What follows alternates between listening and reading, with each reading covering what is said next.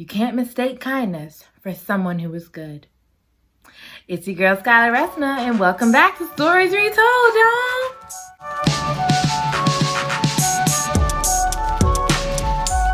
Welcome back to Stories Retold, where we retell amazing stories. It's your girl, Skylar Resna, and today's amazing story is Dead Dead Girls by Nekesa Afia. It's a Harlem Renaissance murder mystery, and it is from a time period that I absolutely just fangirl over. You know, the Black arts movement, everything was swinging and easy, but in this book we find that is very far from the truth, and we really get to see what the Harlem Renaissance was really like for Black people. So this should be interesting. Plus, this is Nekesa's debut novel, so go support a Black queen. Until then, grab your snacks, grab your tea, and grab your Resty, because here we go. Today's summary comes from Barnes & Noble's. Harlem, 1926. Young Black women like Louise Lloyd are ending up dead. Following a harrowing kidnapping ordeal when she was in her teens, Louise is doing everything she can to maintain a normal life. She's succeeding, too. She spends her days working at Maggie's Cafe and her nights at the Zodiac, Harlem's hottest speakeasy. Louise's friends, especially her girlfriend, Rosa Maria Marino, may say that she's running from her past and the notoriety that stalks her, but don't tell her that. When a girl turns up dead in front of the cafe, Louise is forced to confront something she's been trying to ignore. 2 other local Black girls have been murdered in the past few weeks. After an altercation with a police officer gets her arrested, Louise is given an ultimatum. She can either help solve the case or wind up in jail.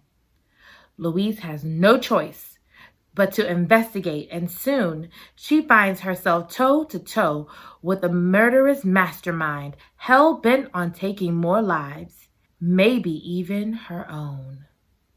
Dun dun dun!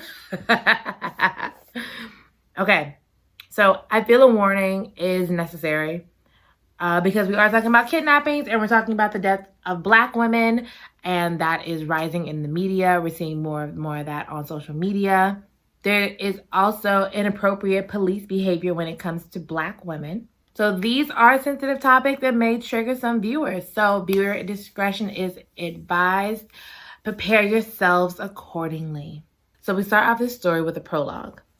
There is an unarmed woman who gets kidnapped, and she's in a room with a whole bunch of other girls, and they're all just like, just do what he says. They're all very we're trying to survive this thing, So when the kidnapper comes in, our protagonist, whoever she is, she ends up fighting this man, and she frees herself as well as the other 3 women, and she vows to never be a victim again. Personally, I think that's a great way to start a book. Automatically not gonna be a victim no more. Done. Well, excuse me. All right. So Louise loves a late night, early morning situation at the Zodiac with Rosa Maria, her girlfriend, and Rosa Marie's twin brother, Raphael. So these 3 are the dynamic trio. They love going. I think Raphael works at Zodiac. He's a bartender. And Rosa Maria and Louise party all night. Absolutely love it. Chef's kiss. That's their jam, right? So apparently everybody knows who Louise is. So this is kind of weird. I don't know if the book answered this, but here we go. So when they were first at Zodiac, when the book opens up, this man comes to Raphael working the bar. Like, do you know that girl right there? He's like, oh, you talking about Louise? Louise Lloyd? Yeah, that's her. And Louise is like, why are you telling this man my... Right questions. Why are you telling this man my name? This man don't need to know my name. Why are you telling this man my name? For who and for what? He was oddly dressed to be in the club. You don't look like you belong. That was kind of the end of that. We never really found out who he was. But I'm assuming it's somebody from later, but we'll get there. The next morning, Louise and Rosa Marie are rightfully so hungover and headed to their job at Maggie's Cafe. So they're walking hungover. I ain't never been hungover before, but I'm assuming it's not fun, especially when you find a dead body outside your job. So, yeah. And unfortunately, it isn't the first death that has happened recently. Like the summary says, we've had about 2 other women dying, Black women being murdered recently. I feel it's very important to say their names because we're going to say her name. And I'm going to say all of their names. First, we have Elizabeth Morel. And then we had Claire Fisher. And now we have 16-year-old Dora Hughes. They work at Maggie's Cafe. At the top is Maggie's Cafe. And at the bottom is Maggie's nightclub. They don't really party over there. They go over to the Zodiac. But all the girls who were killed work at Maggie's nightclub. They work at Maggie's nightclub. Same place, different vibe. What kills me is one of the officers on duty, Officer Martin, he says it's like the others, giving no agency, nothing important, just, it's just like everything else. It feels very, very much familiar, and I don't like it. It feels very much the now, and I don't like it, Because the sad part is you have cops like that today. Like, oh, just another Black girl dead, just another Black man, Black on Black crime, which is a whole nother situation we'll get into. Not here, but we can in other places because we got to talk about it. Because it's important. But Detective Gilbert, who was also on the scene, had more compassion. So it is good to see that we still have officers, detectives, people in power that care. So all day, all night, Louise is just thinking about this girl, another girl who is dead. And Louise has 2 twin sisters who are 16. And she said, those could have been my sisters. As we think when we see someone who is killed who looks like us, like that could have been me, that could have been my family, like a family member of mine. So it hits home for her. So later on that night, she's leaving the Zodiac and she sees Officer Martin arresting this Black girl for what we don't know. So her liquid courage, along with her wanting to do something about this hopelessness feeling, she runs over and she hits the officer, which I'm pretty sure is illegal. You can't hit an officer. The officer lets the girl go. Raphael's like, let's get you a cab. Let's get you home. And then Louise gets arrested. In her jail cell, in her holding cell, I guess. It's a holding cell. She's calm, cool, and collected. But oh my gosh, these officers are so... Officer Martin, the guy who arrested her, is throwing peanuts at her. Officer Tucker, another officer, is calling her names and planning to get her on her knees. I did give a trigger warning, people. I did give a trigger warning. My gosh. She did speak back a few times, gave a little bit of sass. Nothing that would have got her any more sentences, any more charges. But she was just like, she did do what she did. She said some words. Because she ain't gonna go down without no fight at all. At all? Not at all. She gonna give a little something. Very much something, So Detective Gilbert takes Louise into his office and he's like, you're facing serious jail time. The judge would love to make an example out of Harlem's hero. We find out that she was the girl from the prologue. We find out that she's been nicknamed the Harlem Hero. So she was the 15-year-old girl who saved 3 other girls from a kidnapping. Louise hates this title because she had to read about herself in the paper, and people around her used to hound her. Constant bothering, paparazzi. She had the paparazzi, okay? Her preacher father used the name, the title, and Louise to get more fame and more people to come to his church. And he even set up a marriage for her. This is the 20s. I know we think differently, but she was definitely not a fan of marrying this man. We're just not a fan of it. She didn't want to get married. Her father didn't care. So she left to go be a showgirl because she loved to dance. So she left to go be a showgirl. Her father kind of disowned her sort of after that. Like, just like, I'm not going to do with you no more. You can't live here anymore. Go. And she did, because she was like, I'm going to go do what I want to do then. So, like I said earlier, she works in a cafe now, and she feels like she's wasted her potential. She's 26 years old. She works at a cafe, and she's just dancing the night away. You know, she doesn't feel like anybody's Harlem hero. You know, she just feels like her. She needs to give herself more grace. I know how it feels to not hit this certain place in your life at a certain age. But no, there's greatness in you no matter what age you are. You don't have to be a certain age to be like, I need to be married by this age. I need to have this job by this age, work this much at this age, have this many kids at this age. Give yourself grace because you deserve, okay? You deserve it. So Detective Gilbert offers her a deal. He wants her to help him solve the case. Because she is Black, she's younger, she's known by the community, people will be more eager to talk to her than to this white, I want to say British officer, which makes sense. It's smart. And the other option is going to jail. So is there really a choice here? So after she gets released from police custody, she goes to the group home that she lives at. She lives there with Rosa Marie as well. And she sees this note that's for her, and it's typed, and it says, "Your move." That's it. We don't know who sent it. We don't know if this is a threat. We don't know if they know she's working with the police now. We know nothing. All we know is her move. Now that Louise is on the case, she has to go investigate. So she goes down to Maggie's nightclub the next night, and she takes Raphael with her because you're never supposed to go on a mission alone. I wish somebody would have told Sage that from last week's episode, but you know, we live and we learn.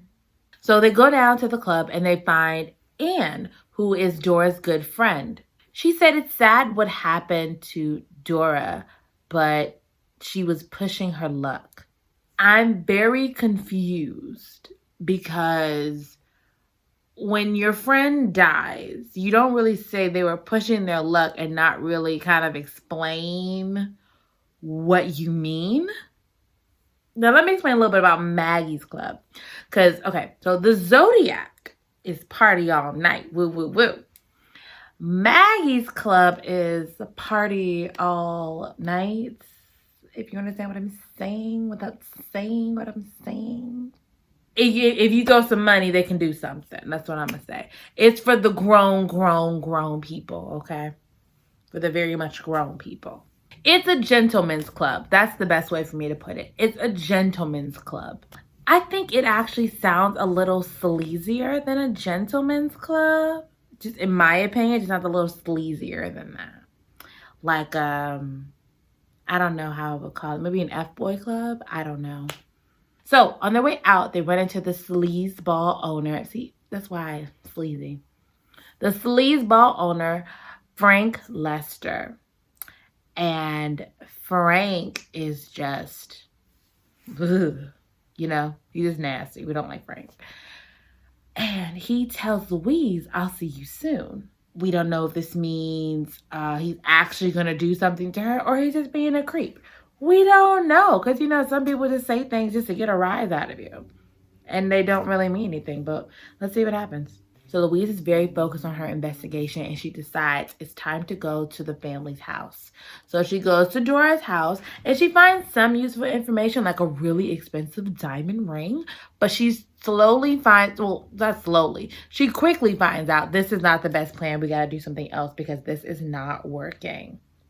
This isn't, because what teenager is going to tell their parent what they're doing as they're working for a gentleman's club? Nobody. It's not going to work. So they got to think of another plan because this is not working. Especially when you have Detective Gilbert going with you. Who's going to talk in front of the cops? Come on now. Especially if you're doing illegal behavior. Who's going to say something for real? Who's going to speak?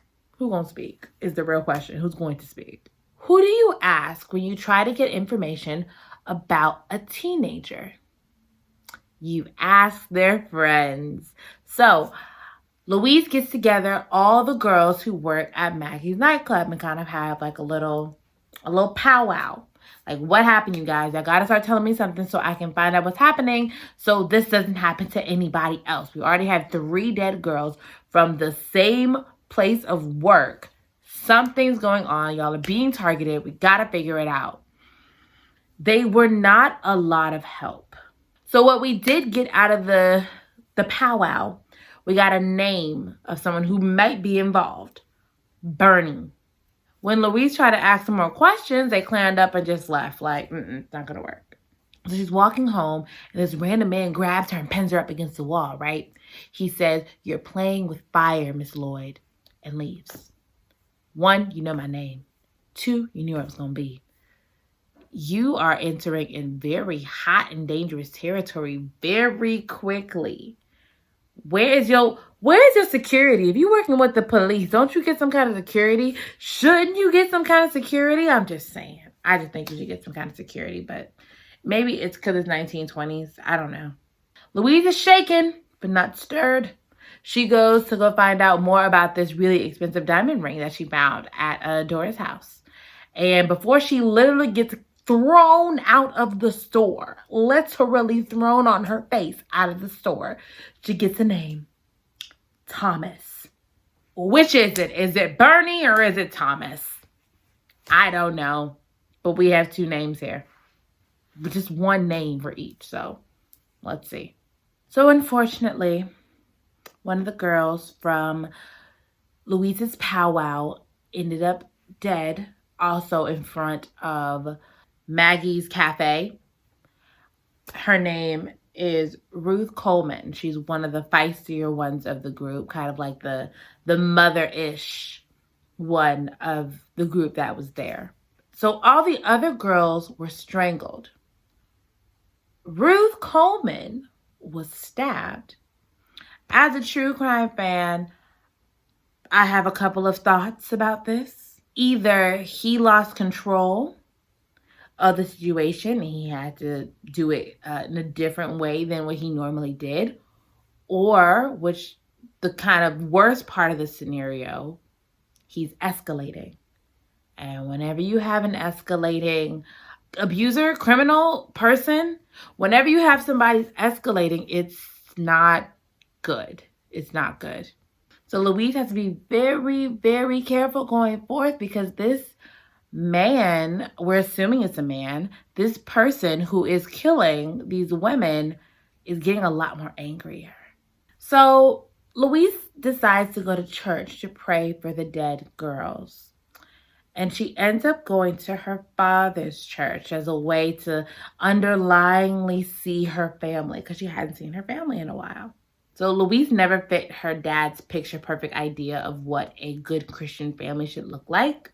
But her younger sister, Mina, fit exactly what her dad wanted her to be. She is married. She has a baby. She follows the rules. She does everything her dad wants her to do.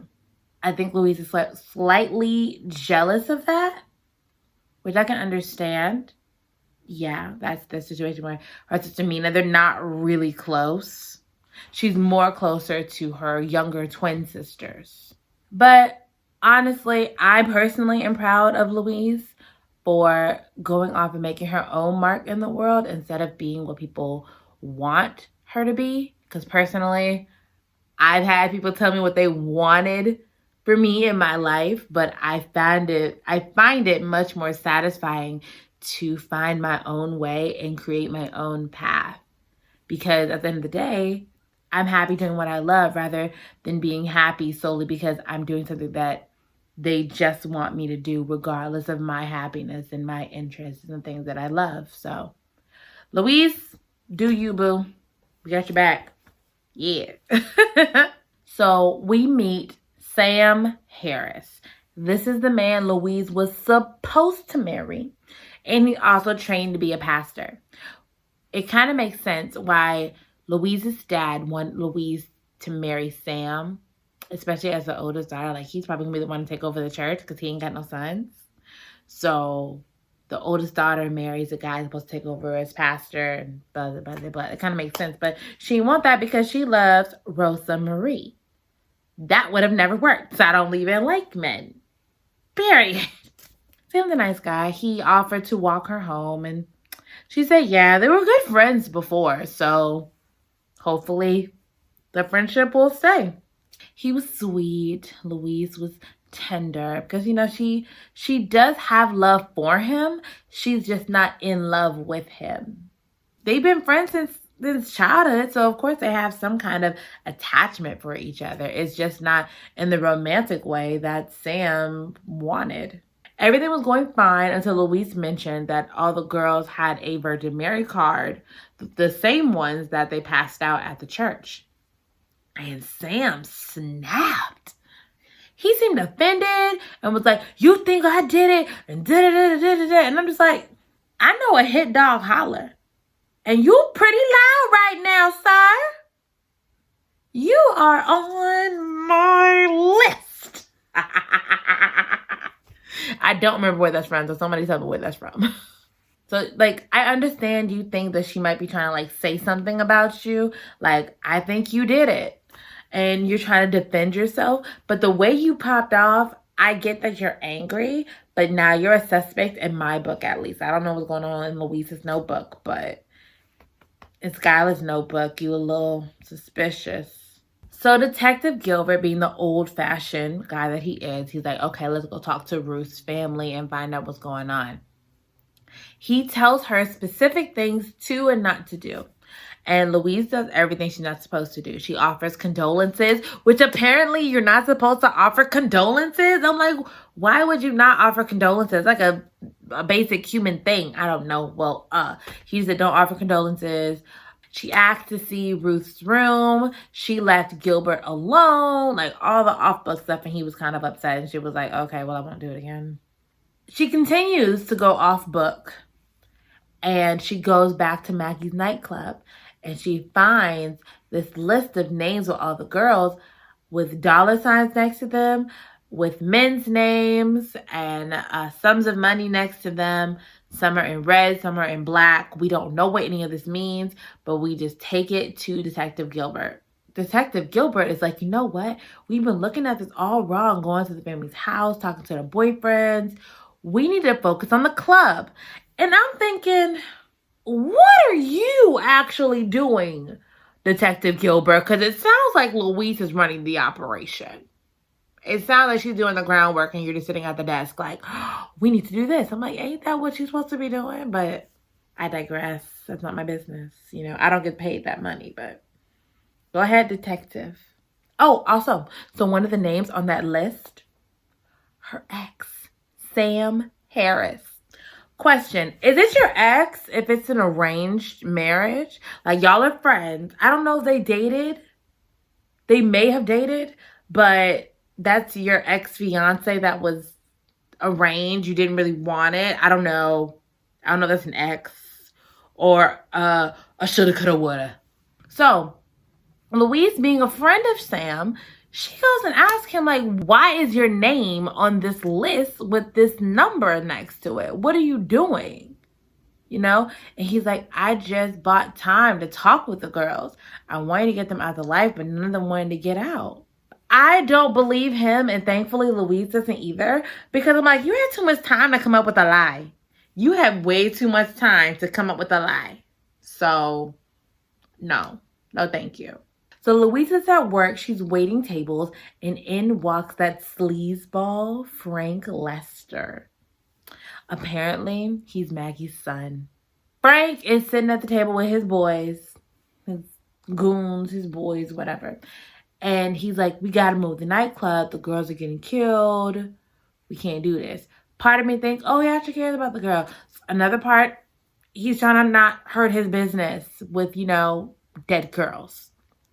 But Bobby Shaw, his third-hand man, is like, the girls will be fine. The girls will be fine. Calm down. We're not moving the shop. As Louise is leaving for the day, Bobby Shaw comes back, and he tells her, I think you should be careful. You're getting too deep. You never know who's watching you. Sound familiar? Like that guy who hemmed her up on the wall, talking about, I see you. Be careful. Familiar. Coincidence? I think not. Those don't exist. And apparently that day was her very last day working at Maggie's. Why? We'll see in a second. Just hang on. Okay, this is another, I don't even know what kind of trigger warning this will be, but just prepare yourselves accordingly, okay? Just prepare yourselves. So now they want to try to get Frank Lester. Yes, no, yes, maybe. So the police want to get Frank and his crew. They got to see, I think these are the guys doing it. So they use Louise in a sting operation. They use her to get Frank's second in command, Jimmy Olsen. So Louise gets all cute. She goes down there and tries to lure Jimmy into a room or whatever the case may be, right? I have one more additional trigger warning. We have attempted rape right here. Give me 30 seconds. I'm going to get it out the way and then we can come on back, okay? Thank you. So Louise and Jimmy meet up. She's doing what she's supposed to do. She's doing her job, Gets her to this room downstairs, and then he tries to rape her. And right before the unthinkable happens, Detective Gilbert finally busts in there, all too cool and macho for me, but he's like, that's enough. Get off of her. But in my mind, that's too close because she was about this close to being. Oh, Lord. Okay. You can come back now. Thank you. Thank you. Thank you for taking care of yourself and actually fast forwarding. I very much appreciate you taking care of you. For those of you who have to bow out for a second, here's the catch up. Jimmy's arrested in suspicion for what happening with the girls. Now, he will only speak to Louise. How traumatic for her. But she gets in there and does whatever she can to do, but she didn't get much. He's just evil. That's what we find out. We find out Jimmy is just evil. She asks him, why did you ask for me? If you weren't going to tell me nothing, if you weren't going to give me information, why did you ask for me? He said, to remind you that girls like you will only ever belong to men like me. What a way to traumatize someone and piss me off. Don't worry, I don't think he ever made it out. Personally, I think he just rotted in jail. In my mind, he rotted in jail, and I will leave him there. Thank you. What I admire about Louise is that she is doing this doggone near impossible job. It is traumatic. It is hard. She has a lot going on, and she doesn't give up. She's like, I'm doing this thing. We're going to find out who's killing these girls, and we're going to stop him. And I appreciate her determination because she is getting it done. She's getting it done, and I appreciate her. But it's so very important that Louise is not careless because she is in such a dangerous situation. There is literally a murderer out here killing Black women. You as a Black woman are out here trying to solve this case. I need you to be extremely careful because I can't if something happens to you. I just can't if something happens to Louise. I just can't. So she ends up telling Raphael what happened to her with Jimmy. And in true male best friend fashion, he gets into super protective big brother mode. Like, oh, I think not, So he goes out and gets her a gun and he teaches her how to use it. The important part, he teaches her how to use it. He takes her to the gun range. He's like, we're going to practice because I need you to know what you're doing because you can't, this is not a toy. You got to learn how to use this gun. You already know the rules about guns. I don't have to tell you. There's a gun, people. There's a gun. Now, of course, Louise hates to ask for help. She's like, you don't have to do this for me. Da, da, da, da. But he's like, I'm your friend. I'm going to help you because I love you. Oh, I love it. And Raphael has the same rule that my dad has when it comes to shooting. If you shoot to kill. Period. You shoot to kill. We don't shoot to injure. We shoot to kill. Because you don't bring a gun out to play. But Louise is surprisingly good at using the gun, much better than my first time at the range. I'm not going to lie to you. But she does pretty good. You know, she's pretty confident. She goes back a few more times just to perfect it, but she does pretty good. So when all that went down at Maggie's trying to sting against Jimmy Olsen, Frank Lester disappeared. And now, somehow, it's up to Louise to find him. What are the cops actually doing? Because it sounds like Louise is carrying the whole operation. I'm confused, but okay. So they go down to this other club. There are a lot of clubs here. But they go down to the other club called Snake Eyes. And Snake Eyes is a really, like, posh kind of club for the time. So we have the Zodiac, which is the dance hall. We have Maggie's nightclub, which is the gentleman's club. And then you have Snake Eyes, which is the posh ooh la la. Okay? So they get down to the club, and Lester is not in the building. Frank Lester is out the building. So she went to Snake Eyes with Raphael, Rosa Marie, and herself. And when they went and didn't find Frank Lester, they decided to enjoy this time as friends and just have fun as friends. And I think that's beautiful in the midst of all the crazy. They're just like, we're just going to take time to just love on each other because we deserve. We need and we deserve. So we love to see it. Finding friends that will go on adventures with you, even the dangerous ones, are rare. So make sure you cherish those friends. Shout out to Manor. One day, Louise and Detective Gilbert are having a sit-down, look, chat. She asks him, why do you care so much about these dead black girls? He said, I loved a black girl once, and she died in a fire, and I couldn't save her. He blames himself for her death. He said, it was stupid. I was reckless, but you love who you love. Remember, this is the 1920s, where it was actually illegal. And that really struck home with Louise, who is in love with Rosa Maria, and their love is also illegal. So they share that moment and they share that bond. So that was really beautiful. Unfortunately, we have another girl that ends up going missing and found dead. Her name is Eleanor Hawkins, also known as Nell. Look, personally for me, there are too many bodies popping up, too many dead folks. Somebody need to solve this thing and quit. We're running out of time. Everybody's gonna be dead in a second. Somebody figure this thing out. Please. So Detective Gilbert comes to Zodiac before it's open with Raphael there, Rosa Maria, and Louise. So Raphael is like, ooh, who is this man? And Rosa Maria is like, he cool, but I don't trust him. So Rosa Maria, the person who likes everybody, is like, I do not trust this man. I do not trust this man. That's a huge red flag for me. I got a list of suspects over here. I don't even know who is who. So Louise and Detective Gilbert are like out somewhere. I think they're around the body of Eleanor, I believe. I'm not sure. Yes, they're at a crime scene. And a reporter comes up asking them all these questions. What is the name of the reporter, you might ask? Bernie Thomas. Bernie Thomas. The two names have come together to make one person. Meet Bernie Thomas. Hello? Clue right there. There you go.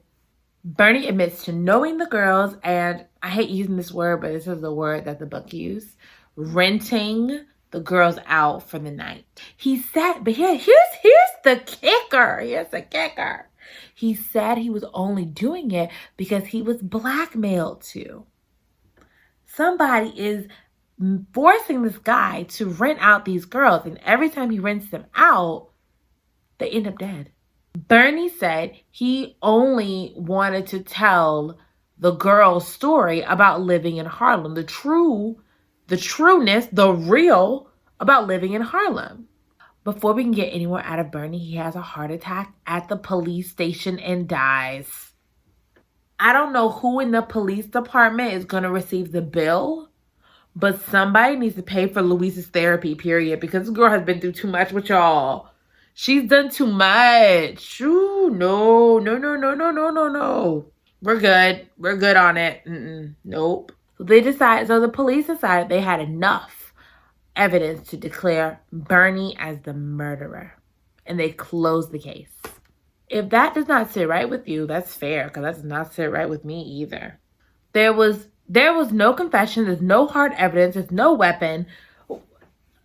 Just because he was the last one with the girls, we should know that does not mean he is the killer.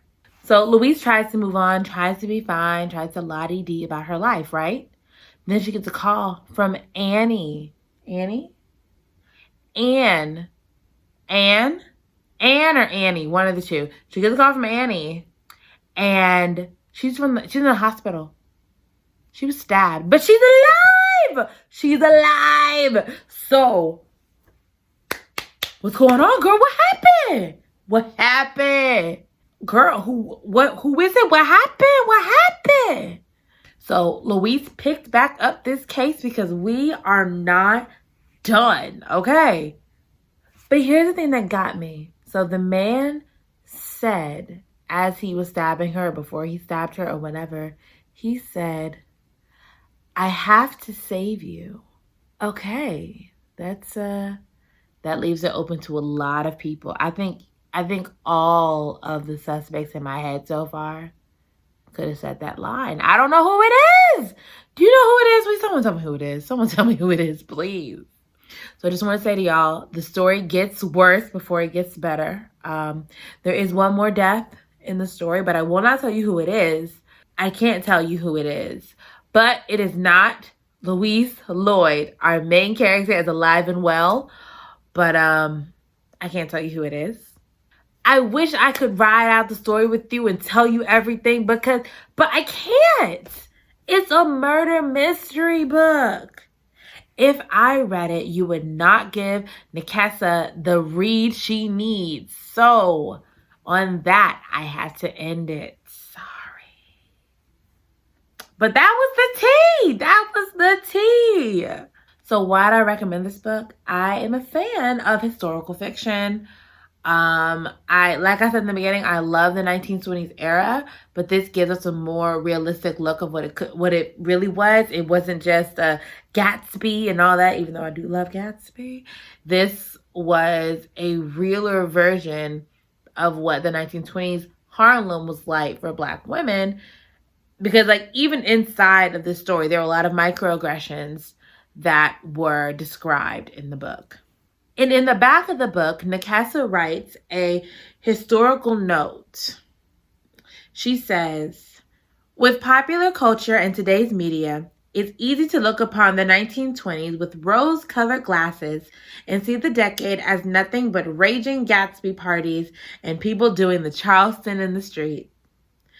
I would love to subscribe to that notion as well, but it's just not true. After decades of inactivity, the Ku Klux Klan reformed in 1915, allowing the release of the KKK glorifying film, Birth of a Nation, and minorities were not afforded the same freedoms and status as white people." That is a powerful statement that we see throughout this book, through and through. She did an amazing job of describing that. So my least favorite part, I did talk about one of Louise's sisters, Minna. They have a come to Jesus meeting at the end, but it came about so quick. There was no depth in it. That was the only critique I have, was her and her sister's reconnection. I mean, of course, we love to see sisters reconnect, but that just didn't hit it for me. It just didn't hit it for me, but that's my personal opinion. Also, I wish her and her dad had a better conversation when they finally had a conversation. But I guess with her dad being who he is, that wasn't going to happen. So what we got was the best we could get. So, cool. Moral of the story: be careful who you trust. Protect Black women. We need to speak up and speak out when Black women are missing. Put their name on it. I want us to remember the Black women who have gone missing, the Black women who have been kidnapped and stolen, the Black women who have been silenced, and to let them know we do remember you. We will not forget you, and we will continue to fight for you because we love you. We love our Black queens. All right, good people, that is the end of today's episode. I hope you enjoyed the episode. It was beautiful, it was mysterious, but it was also very heavy, so make sure you take care of yourself. Remember, there is no story next week. It is a mental rest for you and for me. Relax, enjoy yourself, maybe read one of the books I talked about. Have fun. Have fun. Thank you so much for your support this month. Make sure you guys go like, comment, share, subscribe, and all the content on all the platforms. Our Facebook page, Instagram page, YouTube channel, and Anchor are all in the description below. Make sure to check those out because I really would love to have a dialogue with you guys about these books. And let me know if you would read these books. If you're going to read the book or you want to read the book, go ahead and let me know. I would love to talk with you after you've read it. I very, very, very, very, very much appreciate you guys, and I hope we can keep these conversations going. And remember, own your own stories, read to expand your mind, and I will see y'all next time.